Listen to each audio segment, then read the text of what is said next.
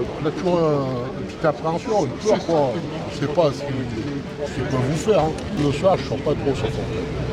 Et même sur Grenoble, on n'est pas trop en sécurité, c'est pareil.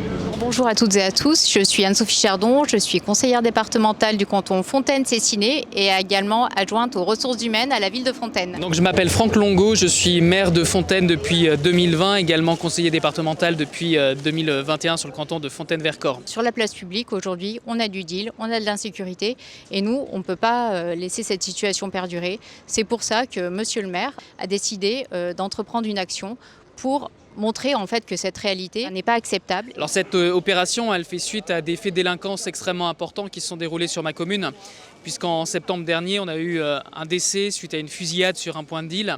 Et on a également eu 2 autres fusillades qui se sont répétées au mois d'avril et le 1er mai. Et on est très touché, durement touché par des points de deal depuis de nombreuses années sur l'arrêt de tram Gabriel Péry les Fontainades, le premier arrêt de tram après Grenoble, et également l'arrêt de tram Louis Maisonnat qui est le second. Donc on a mis énormément de moyens, on a racheté des boucliers, des casques pour nos agents, des véhicules de police, mes policiers sont armés. On a augmenté les effectifs de police de 30%, on a mis en place un plan de caméras d'1 million d'euros. Malgré en fait, tous ces investissements, à la fois humains, à la fois techniques, ces dernières semaines, on a été touché, comme l'ensemble des villes de l'agglomération, par une violence très importante sur les lieux de trafic.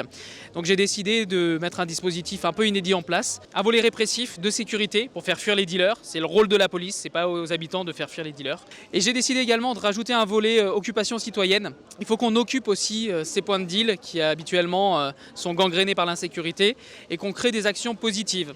Réapproprier les lieux, c'est le rôle des élus, c'est le rôle des commerçants, c'est le rôle des habitants. La mobilisation sur les lieux par les acteurs de terrain, c'est vraiment essentiel pour durer dans le temps. Nous sommes des élus locaux, des élus de proximité et c'est important de répondre aux remontées des habitants, ces sentiments d'insécurité, ce sentiment aussi parfois d'isolement, puisqu'ils ne sortent pas de chez eux parce qu'ils ont peur simplement. Le département de l'Isère également qui est extrêmement présent auprès des communes, qui participent notamment à la mise en place de caméras dans l'ensemble des villes et c'est vraiment un moyen de lutter efficacement contre l'insécurité. Et donc je suis fier de voir que tous ces acteurs finalement agissent ensemble pour l'intérêt des habitants et pour la sécurité de nos communes. L'espace public appartient à tout le monde et tout le monde se doit d'être en sécurité dans cet espace public.